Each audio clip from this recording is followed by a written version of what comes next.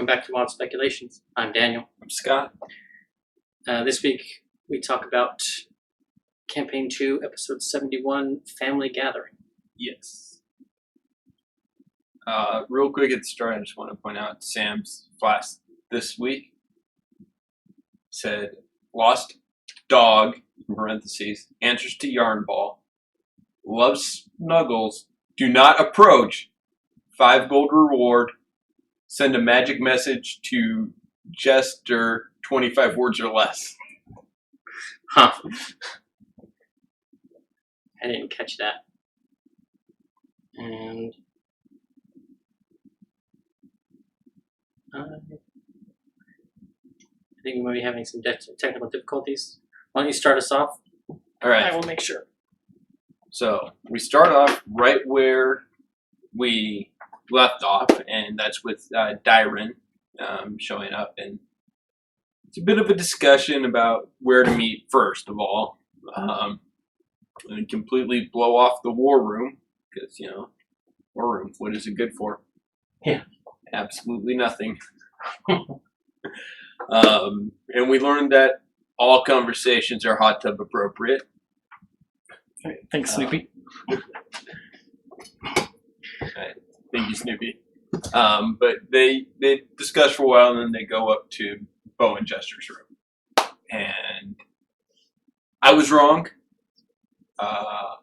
I'm honestly, even after a rewatch plus a little bit more, I'm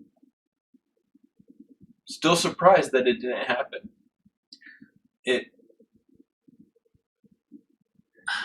So in the moment, okay. I was a little surprised. Mm-hmm.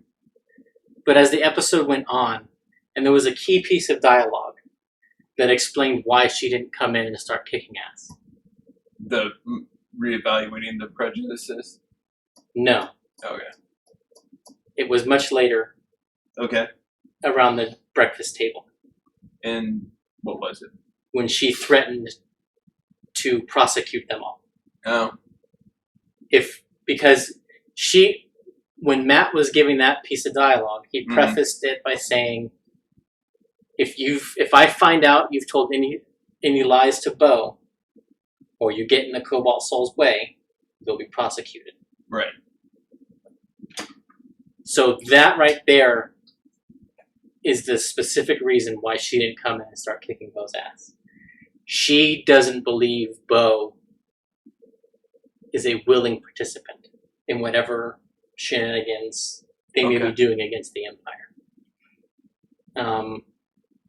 And if it shows results, which after that meeting, it did, because Dyren now has a hard suspect in the Empire. Right. Just like the 9 do. Yeah, the blonde spice gray guy. Yeah. But there was a bit of sadness in me. Okay.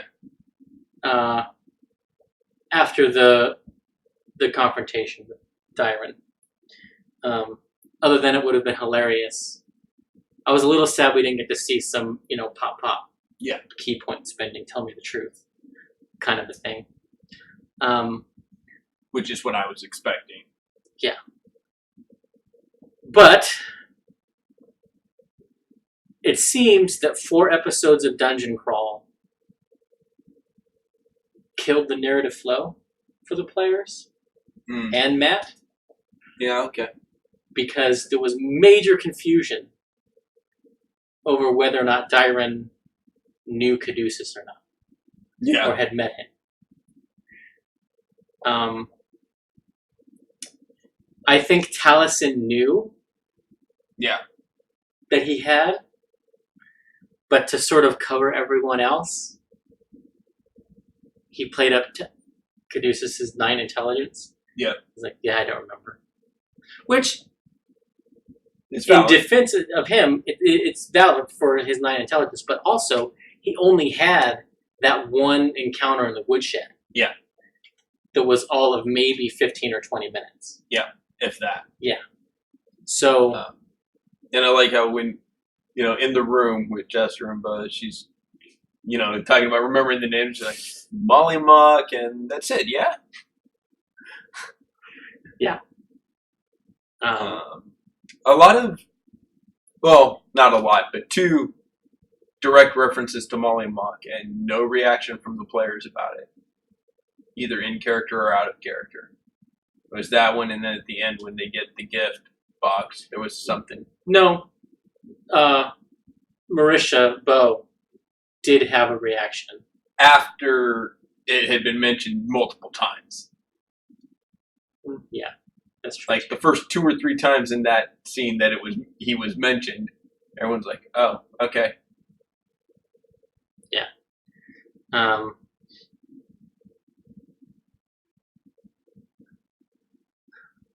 Well, I don't know if I want to compare. Caleb, when he first opened, he's like, "Oh, there's something for Molly Mock," so that he had the reaction, but yeah. I don't want to compare it to Full Metal Alchemist. But you're going to. Yeah, I'm gonna. Like, Hughes was a major inflection point. Yeah. In the plot, but after it happens, it's mentioned in 2 or 3 other episodes. Yeah, and even then in passing. Yeah. So Molly Mock is Hughes. I mean, arguably, yeah. Arguably, yeah. Okay. But one thing we did get right in our predictions was Dyron asking for a seal. Yes. And we almost even called who was going to give it to her.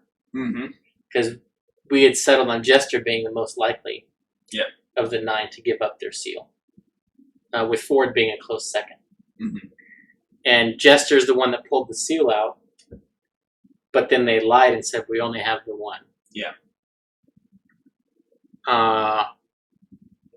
That's going to come back to bite them, I think. Yeah. Yeah. And it's a question of who is Dyron going to steal from. Because I think she's going to steal from one of them. Yeah. And probably, if she takes the time to case them, it's probably going to be Caduceus that she steals from.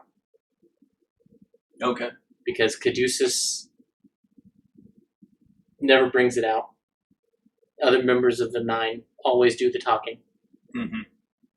Bo and Caleb, it's a danger to their lives if she steals theirs. Right. And of all of the 9, the 2 of them are the most allied to her. So I don't think it'll be them. Yeah. No, I agree. I think all of those points are valid, and unless she thinks she can get away with stealing from Not. Maybe. Or trading it. Maybe there's a possibility of a trade that happens there. Yeah. Maybe for knowledge. Yeah. If that comes up. No, I see that happening. I can see that happening. I see her finding out about it when at some point they're going to be, when they're back, they're all going to whip out, multiple of them are going to whip out a symbol. Caleb wears his around his neck. In her presence, Yeah. Yeah, but it's not always out, Because he says, I pull it out. If there's another hot tub scene. Yeah. Oh, no, yeah. There definitely will. But, I mean, it's not just like, she's not wearing it like a Flavor Flav clock. Right. But, yeah, and Caleb is unaware of that lie, so he would have no reason Everybody to take but it off. Chester and Bo are unaware of that lie. Yeah. And they're the 2 most likely to forget that they lied about it. Yeah. Also, I was a little saddened to get back to the dungeon crawl, interrupting the narrative flow, was Marisha basically giving Dyron all the stuff that she had already given her in Asarius. Yeah. Again. And I think it's just because of that dungeon crawl. And there was a lot in that, Yeah. Um, Which we've been talking about them leveling the past 2 weeks. They still haven't. They still haven't. And I don't think it's going to happen this much. I'm saying it's not going to happen this week, and it's going to happen this week. But I'm saying it's not going to happen this week. No, I don't think it is. I don't. And there's a reason for it. I think if they do, it'll be the end. Because I think they're going to get it when they reforge the sword. Possibly before then, when they solve whatever's wrong with the kiln. Okay. You don't can. think reforging the sword is going to be part of that? No. Okay.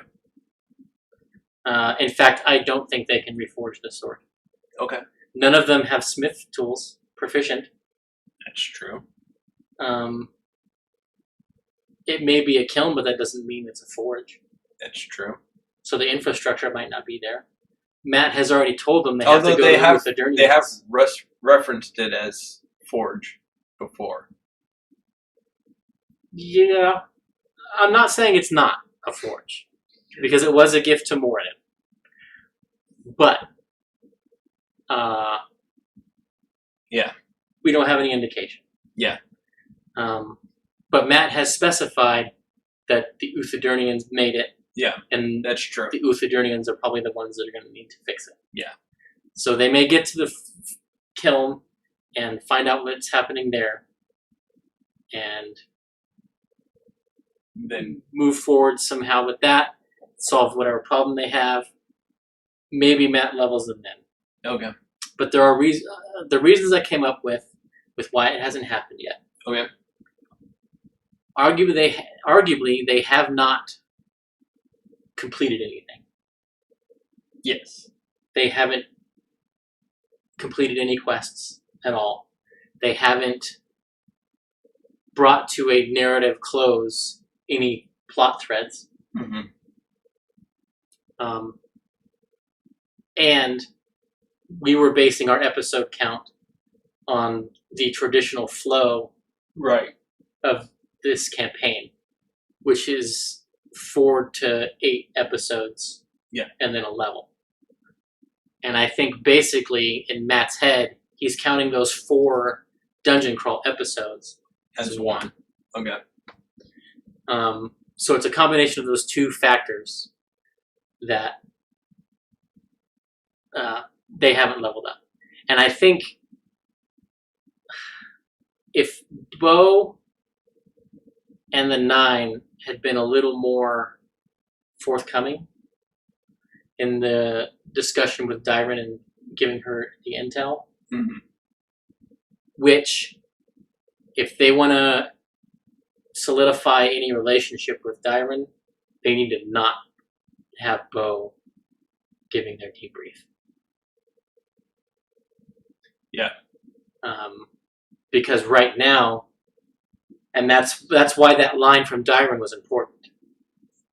If what you're telling Bo is a lie, I'm going to prosecute all of you. Yeah. Because none of them have told Dyron anything. So if Dyron is making an insight check on Bo, say, behind the screen, which Matt's not rolling any dice, but with passive, so you can go ahead and do that. Right. Bo is telling her the truth as she knows it. Right. And well, in defense of the passive, you would expect Darren to do a passive on Bo. Right. Because she's not actively looking for the lies. She's trusting Bo. Right. So it would be a passive. Whereas if it was one of the others, he probably would make the roll and make it active because she doesn't know them. Yeah.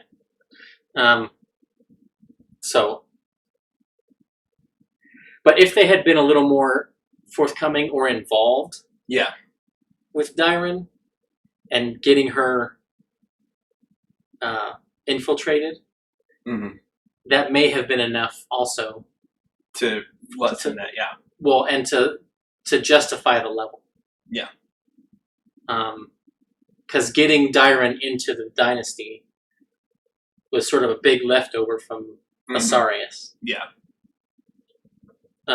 Where they basically have already figured out what's going on with the devices, which which was Right. also planted in Asarius. So, yeah, I think if they had done a little more of that, maybe he would give them a level. Yeah. But because they're in the middle of this thing up north, I don't think it's going to happen this episode. Yeah. It'll depend on how big a thing the kiln is. Right.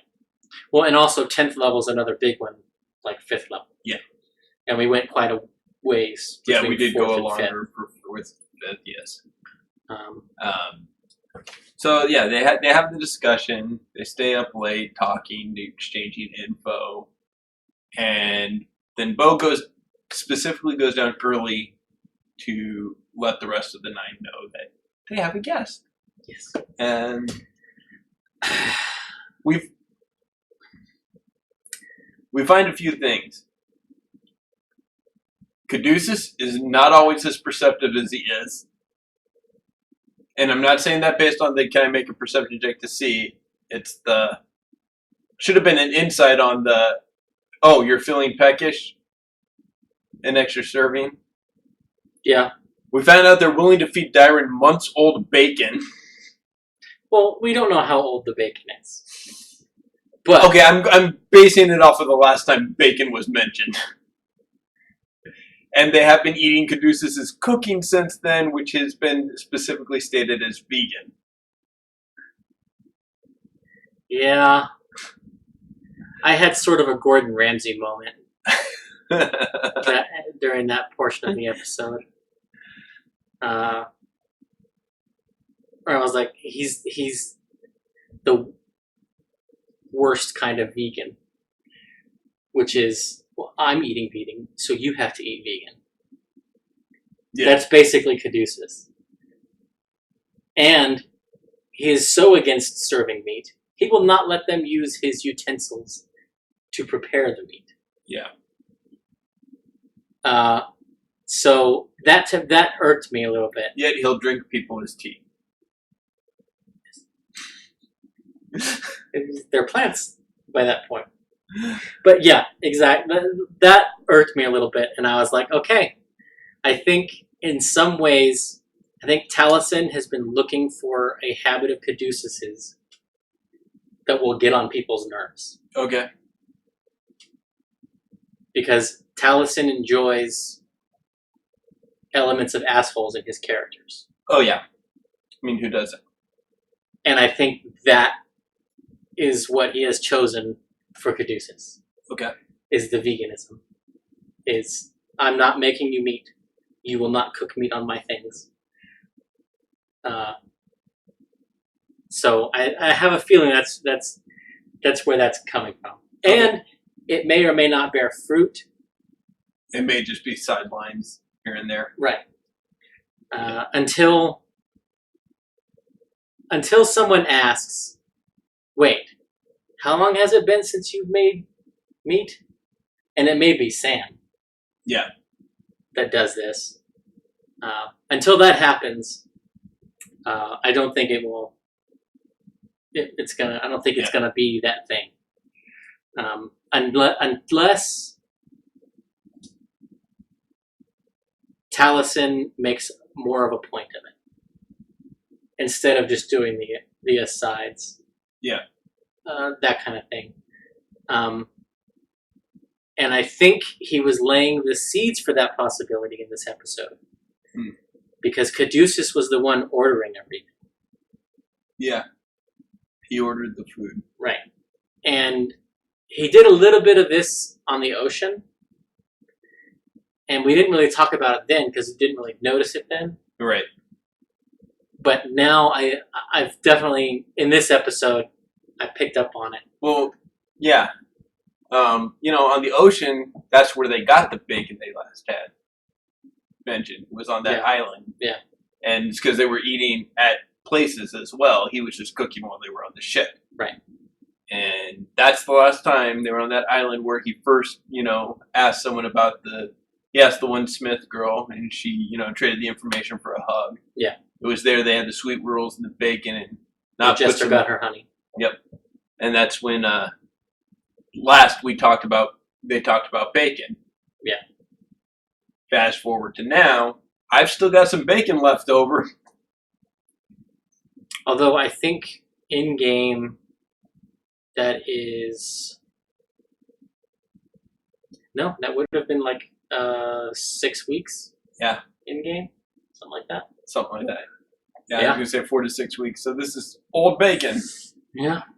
I mean, at least it wasn't raw in his pocket. Yeah.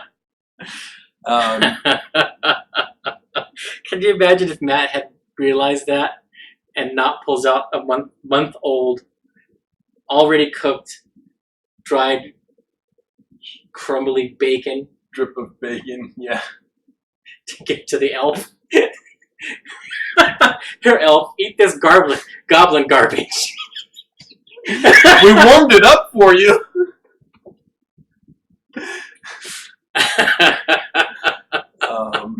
Yeah, so that scene might have gone a little differently.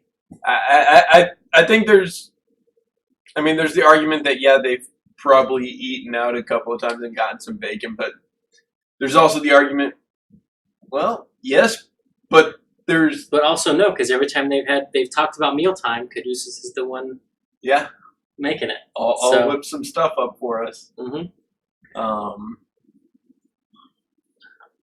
Yeah. But speaking of wishy-washy and what they have in their pockets and might and don't have,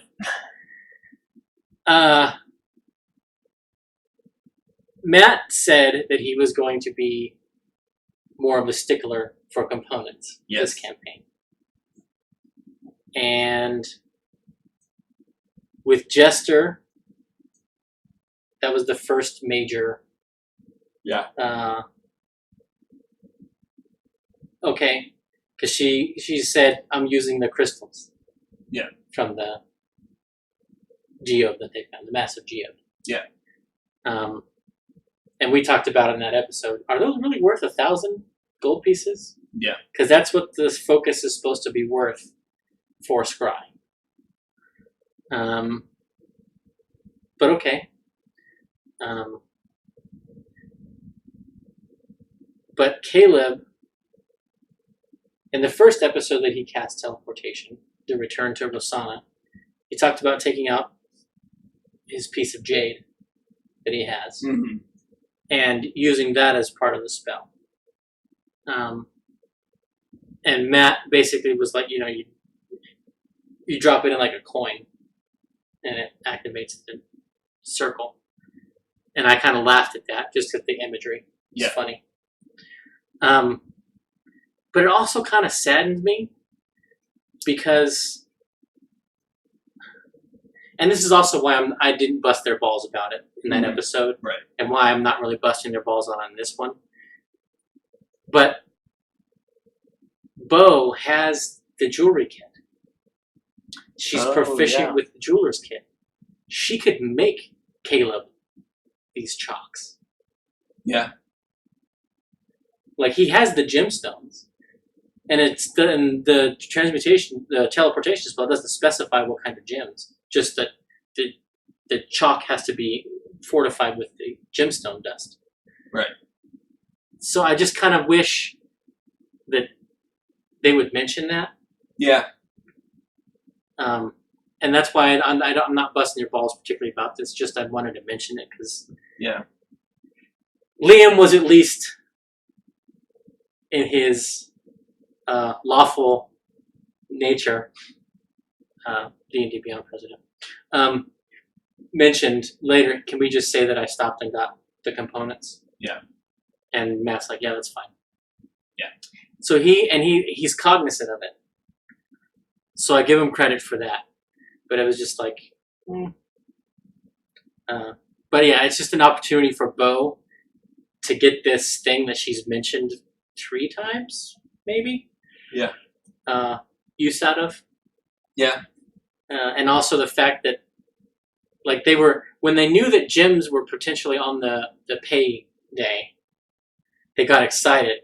And that was the last time it was brought up. She's like, yeah, we get these gems, I can crush them, and we can go find Orly. Yeah. So a little sad we didn't check in with Orly. Yeah, because he is running the ship for them.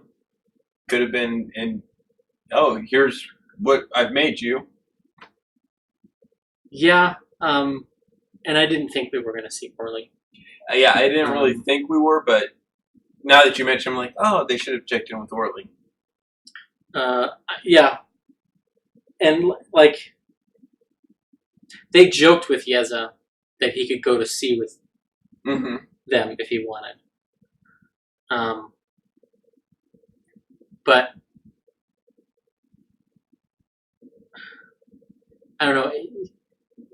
They might have use for an alchemist on the Ball Eater. Yeah. Or at least have use for trade with one when they come to Nicodranas. Having Yeza producing alchemist fire for them would be handy. Yep. I think. So here's a question. Okay. The Mighty Nine were banished from Darktow. Yes. But not necessarily the crew. Could they be making use of Darktow? I don't think so. I think members of the crew could go back if they were on a different ship.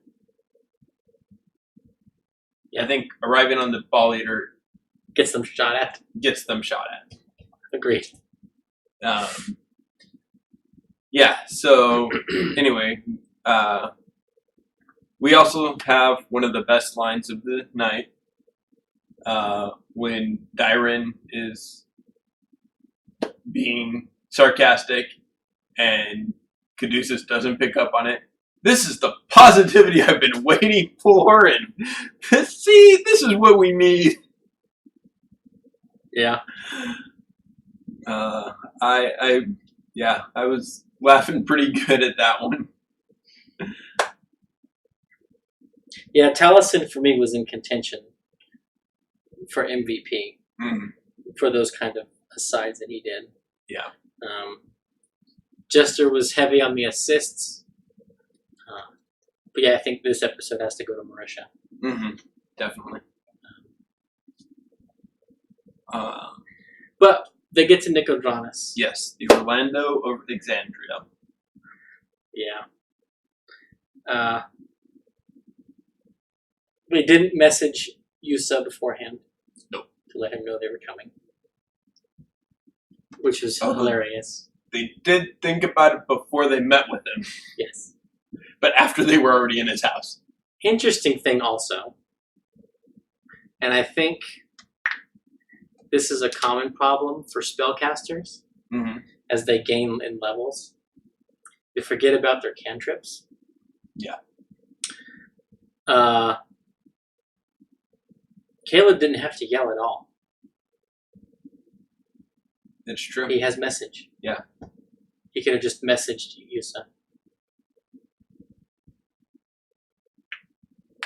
We're here. Sorry we didn't call beforehand. Yeah. But yeah, that made me laugh and made me think about that. A lot of spellcasters, once they start, first level spells become almost like cantrips. And fewer people use the cantrips until they're out of spell slots. Yeah.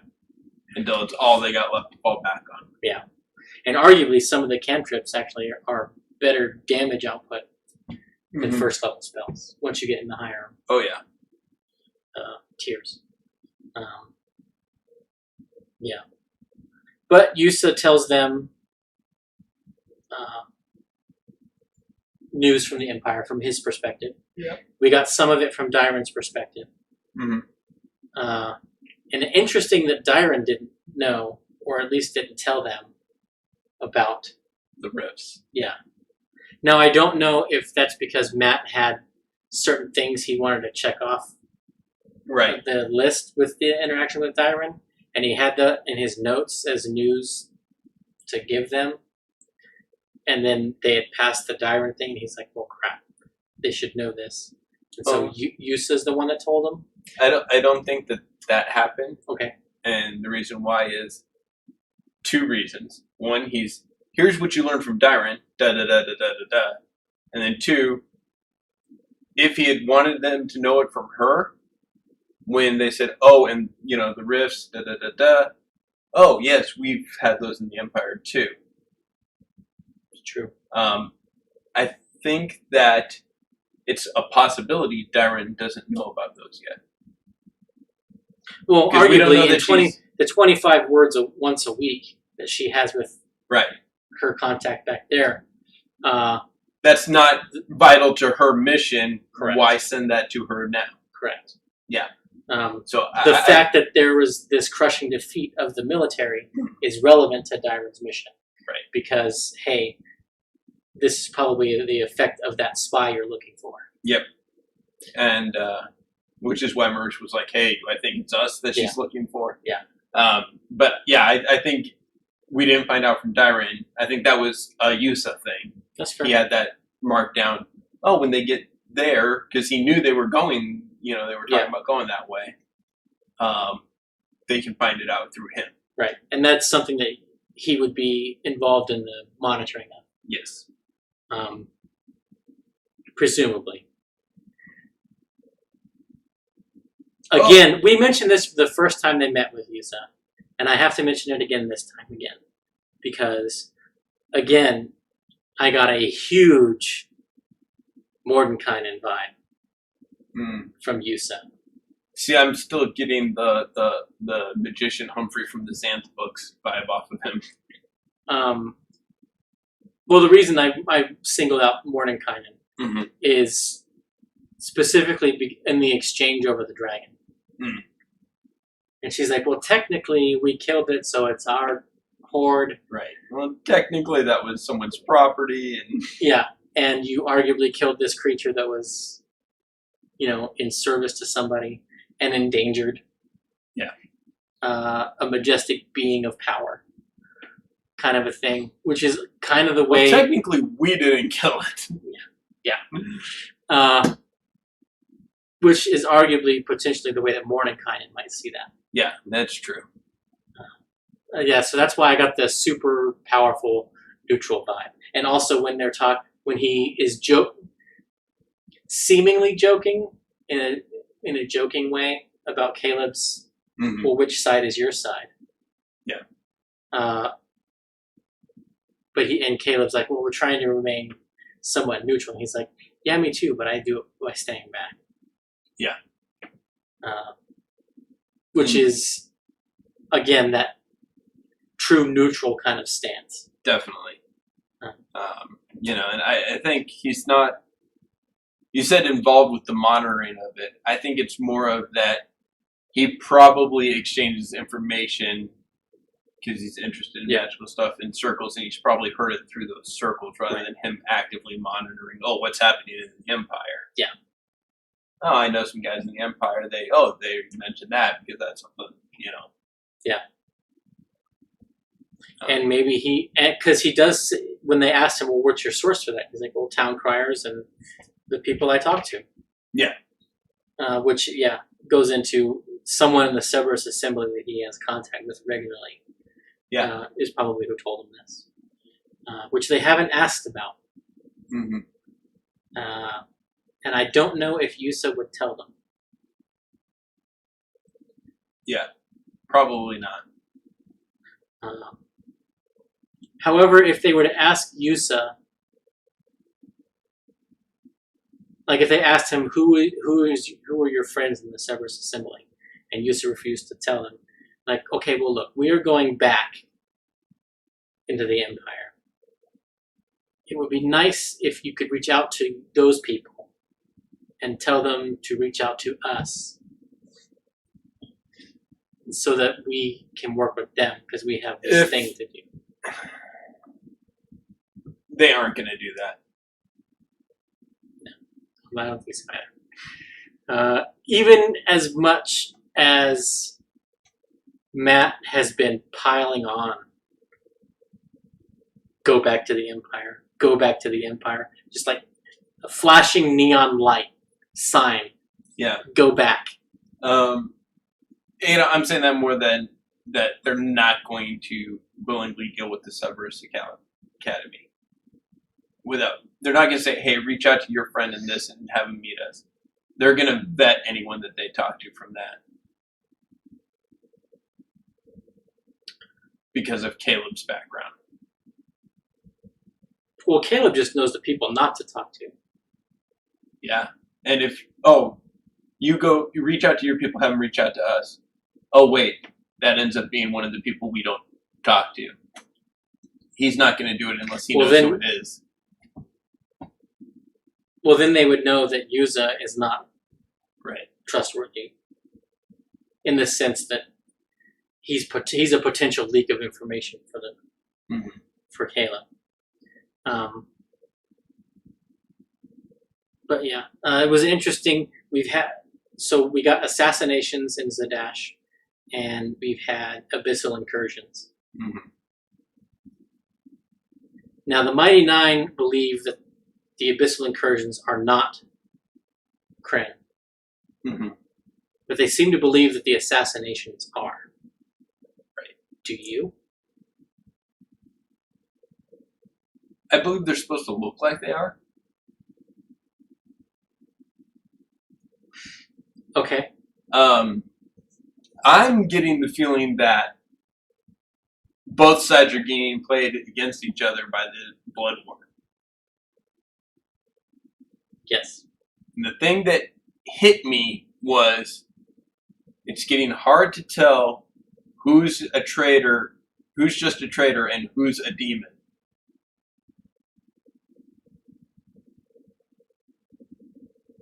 Yeah. So you think Marisha's throwaway line there is actually quite insightful? I do. And a taste of things to come? I do. That's fair. I won't argue that. I mean, last week I was pushing the blood war pretty hard. So, yeah, agreed. And we know that the blood war has been going on in Exandria since Campaign 1. Since before Stream.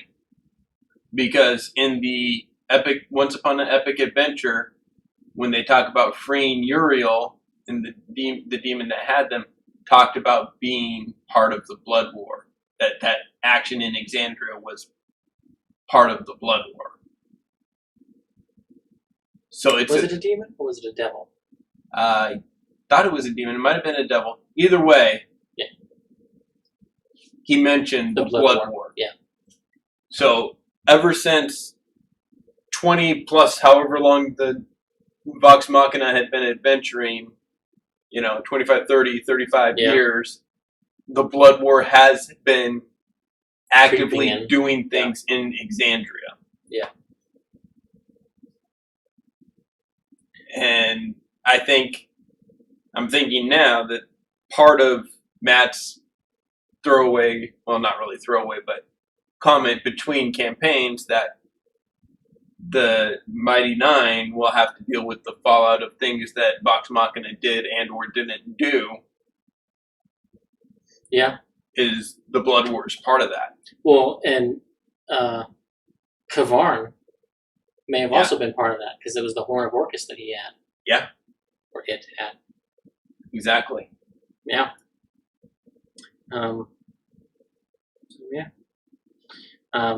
But we had the reuniting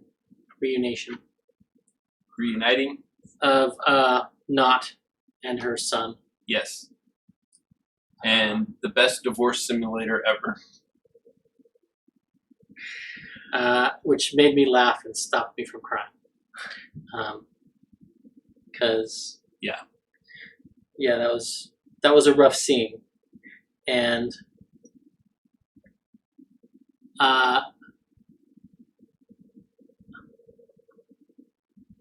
admire Matt for going through the narration of it. Mm-hmm. And I admired the script writing nature of it. Yeah. Because... Wait, are you saying the show is scripted? No. I'm saying in that particular scene, Matt decided to write that interaction as a scriptwriter would. Yeah. Because he talks about the framing. Mm-hmm.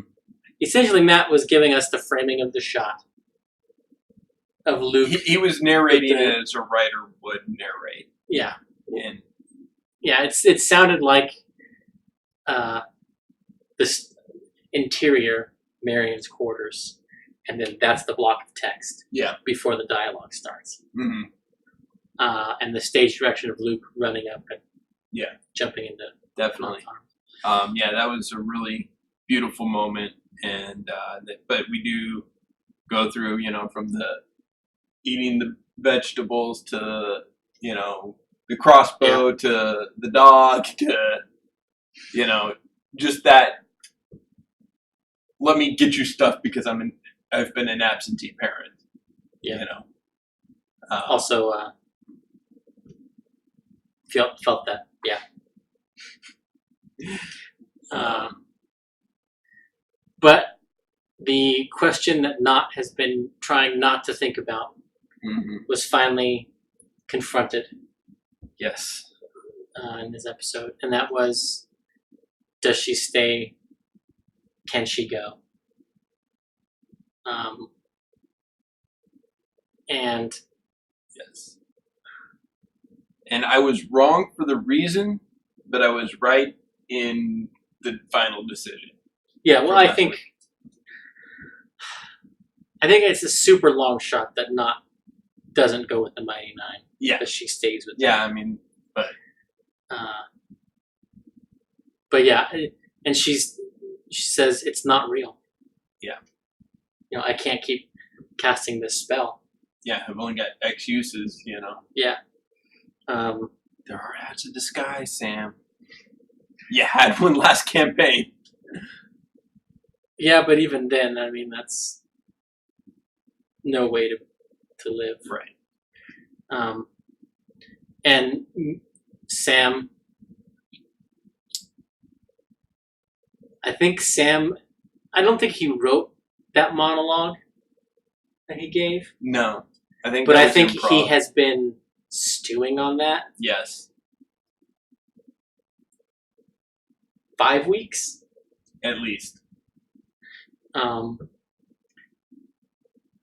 So it's not like he wrote it out, but I think he's been stewing on that and thinking about that.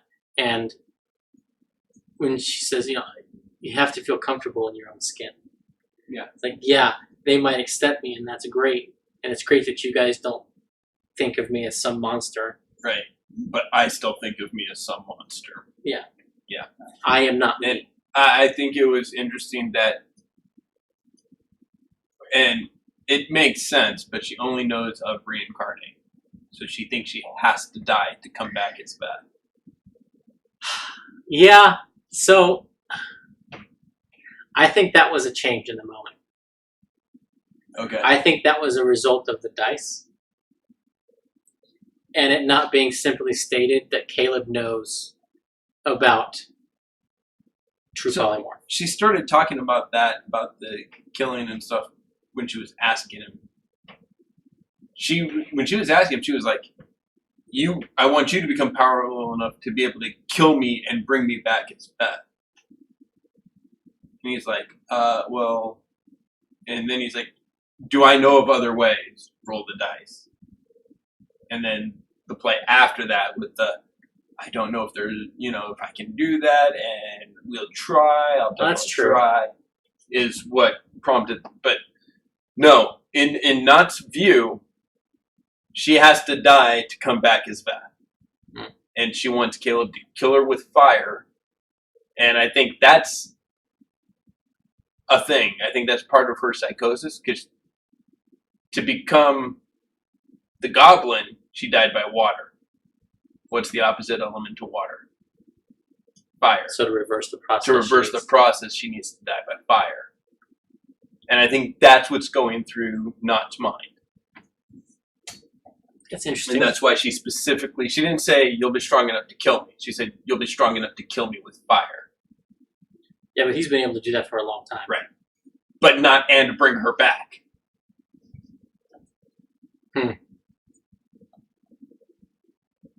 Although it was an interesting wrinkle that Caleb doesn't know true About polymorph, Yeah.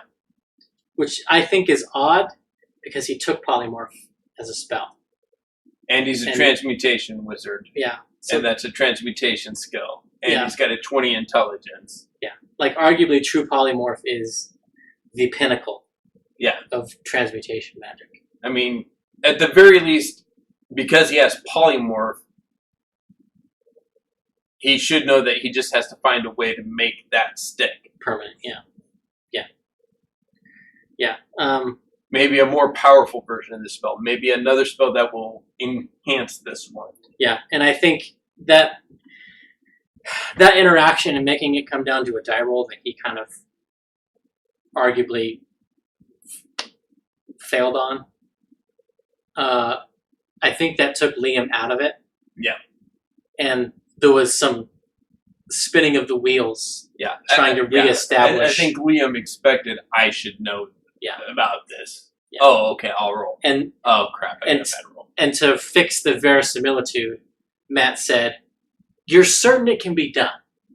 You just don't know how exactly." Right. Or you're unaware of a specific Mhm. spell book or what have you. But you're certain it can be done. So that, I think, was the spinning of the wheels in that scene. Yeah, definitely. And that's a case of don't leave it up to the dice unless you're prepared for the other side of it. Yeah. For the failure. Mm-hmm. Whereas I think if Liam had said in that moment, well, I don't know about killing you, but I know there's a version of polymorph that's permanent. Yeah. I don't think Matt would have said, no, you don't. Or Matt would have said, make an Arcana check. But or even if you said there might be a version of polymorph, a stronger version that would be permanent. But this was the first time that the quid pro quo was explicitly stated. Yes. We've had hints of it. We've had not saying, I'm waiting for Caleb to become powerful enough to do it. Yep. She's not looking for a druid for reincarnate. She's not and true polymorph's the only tool in Caleb's toolbox. That he's got. Yep. Unless they can find Veth's old body and take a square inch of flesh from it, and he casts clone with that. Then he can kill her with fire and bring her back as Veth.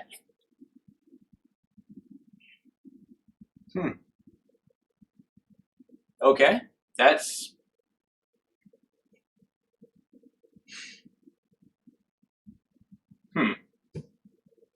But that's a huge if. Yeah. Because her body's been wherever in the wilds for About 2 a years. decade? Yeah. Or no. No, it's been about 2 or 3 years. About 2 years, yeah. The decade, because she's a 9-year-old goblin, but she came back as that. Yeah. One of the things I thought was interesting that also hit me was, and it's right up the kind of thinking that Sam, I think, does. And that was when he mentions Nott has already done the math on staying with Luke. Like, even if Luke accepts her and even if she can maybe find a way to accept herself as a goblin, she's going to die before he's in middle age.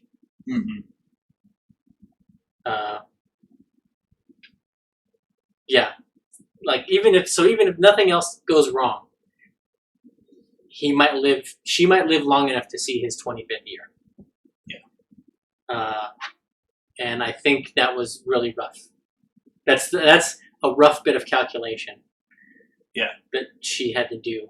And I think that's probably one of the biggest things that was giving her the courage to ask Yeza. Or saying to him, when he's like, "Do you need me to tell you to go?" And she's like, "Yeah." And he's like, "Go." Yeah. And that was a really powerful moment too. Yeah. And not that hasn't been hinted about for with You're the Breadwinner Now. Yeah. But yeah. Yeah, that he's supporting what that he admires what she has become and what she is doing. And that he understands the importance of it, not just for her and wanting to return to being Beth, but in the world at large. Yeah. Yeah. He might have, they may have been doing their best to make Felderwin a little better in their own way. And that was good enough for him. But she has the chance to make the whole world better. Right. So, yeah.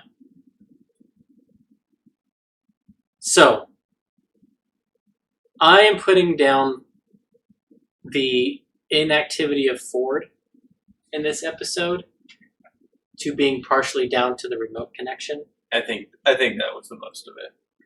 And did you notice his new ink? The runes on his forearm? Yeah. Yeah, he's got a Thor tattoo. It's Norse runes that says worthy. Oh. Translates to worthy. Huh. Because that's why he and Laura were down there, because of the new Marvel Avengers thing where they're voicing Thor and Black Widow. Which makes me wonder if she has a Black Widow tattoo now. Huh. See, and I was thinking in the episode, I was like, it makes sense that the CEO and the merch person go down the day early to set up the booth. And that could be part of it too. But I know they had Marvel Avengers stuff that they had to do Friday during the day. But no, I did not notice his ink. So, talking about the remote connection and them playing there, I'm wondering what was going on in the background that made Laura and Travis laugh that we didn't hear. And I think they were worried we might hear. Because there were a couple moments when Matt was talking about, it was during the Dyron scene, this particular instance, I think. And Laura is talking to Travis, doing this. You can't really hear what she's saying. And she kind of suppresses a laugh. Travis pulls his earbud out and looks at the wall and then cracks a smile himself and then puts the earbud back in. And so, Laura smiles a huge grin again. My opinion, one of two things. Either they've got Ronan down there and he was doing something cutesy and they were being parents, which is probably the most likely thing. Or two, they were hanging out with their neighbor and good buddy Troy Baker, the voiceover actor, who is also in the Marvel Avengers thing with them, and he was doing something goofy that they were laughing at. Okay, that is different than what I thought. Because for a second it looked like Laura might be worried that they were going to violate Twitch's terms of service. Well, if it's late night, Thursday, first night of con. If it was the latter, that's still a possibility. So, yeah. Anyway, off topic. But Ford does nothing at the beach. Doesn't get in the water. They joke about him putting shells to his chest. Yes. And Jester admits that she wants to come home. We talked about last week we thought she might be disappointed in the 9. I read that wrong. I think she just wants to be done with it. Yeah. And she wants to come home and be with her mom. And I think she's seen a lot of really bad things really quickly, and she doesn't want more bad. yeah. But Marion says, you can't come home. Yep. He's still mad. Okay. She warns the Ruby about Astrid Mm-hmm. and to be on the lookout for people from the Empire. Yep. And we talked briefly about the gift giving. Yes. Bo becomes the keeper of the dead Mm-hmm. because they give her Yasha and Molly's. Yep. I would like to know why that was the case. Do you think it's because she had the biggest connection with Molly, or Arguably, yes. And so and Yasha because she sort of had a thing for her? yeah, there was the early thing there, but I mean, she made the connections with those two. Yeah. In game with dialogue and actions, Molly's death hit her the hardest. Yeah. And longest. Yasha hit her, well, arguably hit Jester the hardest, but because of the Bo Yasha thing. Yeah. And I think that and the whole thing of Bo just learning to make connections made it more real for her. So I give them to her. Right.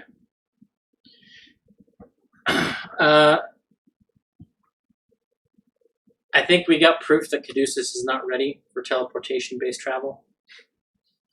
Because he's trying to load them up with food. Yeah.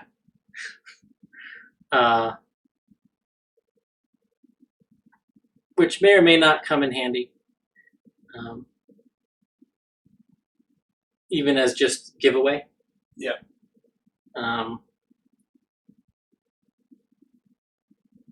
We got Ukatoa making an appearance again.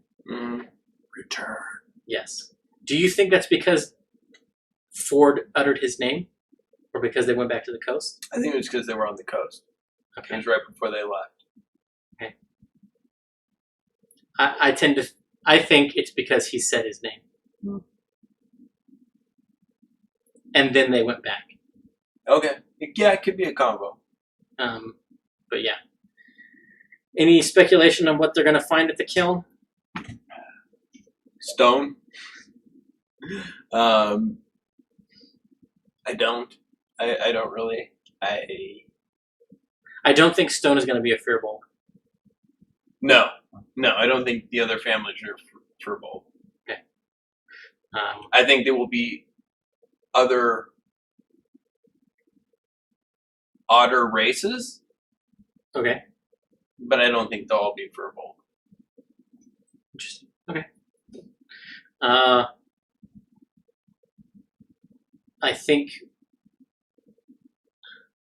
I'm worried that the CR is too high for them, maybe, and I expect them to have to run. Okay. See, I'm not sure because I can agree with that because I was expecting more investigation, more travel and learning about this place before showing up there. Yeah.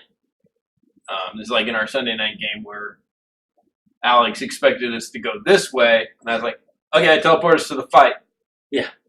Exactly. That was our goal. Yeah. The emails you said for these characters we're playing said we're trying to take this dude out. We've already got the plan. We go there. Yeah. Exactly. But talks about to start, so Yep. we are going to enjoy that. We will see you guys next week, and we're going to have to end without an end card today, because, well, we'll see if we end when I press the button.